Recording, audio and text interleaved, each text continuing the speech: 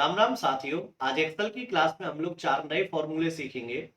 तो अब आप यहाँ देखें कि B2 से B8 तक हमारे सामने काय हैं। यदि आपसे पूछा जाए कि इनमें सबसे बड़ी संख्या कौन सी है, तो ऑब्वियसली आपको दिख रही है क्योंकि अभी डाटा कम है। तो इनमें सबसे बड़ी संख्या है 101, और अगर आपसे पूछा जाए सबसे छोटी संख्या कौन सी है, तो वो है 35 यानी कि 35। तो अब हम लोग एक्सेल में से कैसे कैलकुलेट करेंगे और मैक्स और लार्ज फंक्शन में क्या डिफरेंस है। तो मैक्स के लिए हमने फॉर्मूला लिखा बराबर मैक्स, और ये रेंज है B2 से और B8 तक, तो हमने लिखा B2 से और B8। जैसे ही ब्रैकेट बंद करके हम एंटर करेंगे तो मैक्स फॉर्मूला क्या करता है, सबसे बड़ी संख्या हमें फाइंड आउट करके देता है। अब लार्ज भी क्या करेगा, तो हमने लिखा बराबर लार्ज और B2 से और B8 तक।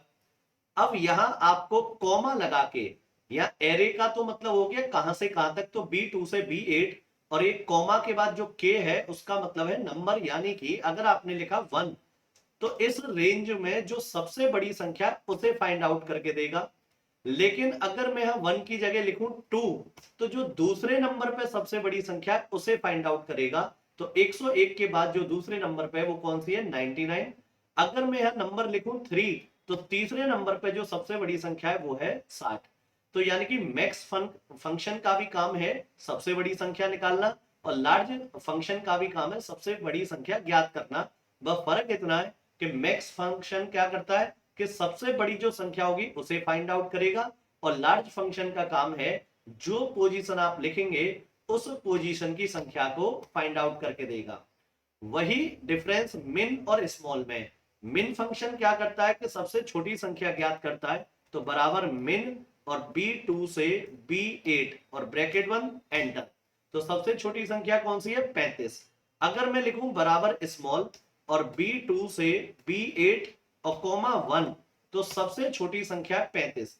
लेकिन अगर मैं यहां नंबर 2 लिखूं, तो इसका मतलब 35 से जो बड़ी होगी उसे फाइंड आउट करेगा। तो 35 से बड़ी है 36। अगर मैं यहां लिखूं नंबर 3, तो 36 से बड़ी कौन सी है, 50।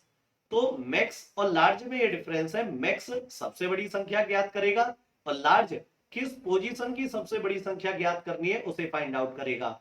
मिन और स्मॉल में डिफरेंस है कि मिन सबसे छोटी संख्या निकालेगा और स्मॉल जिस पोजीशन की सबसे छोटी संख्या ज्ञात करनी है उसके लिए।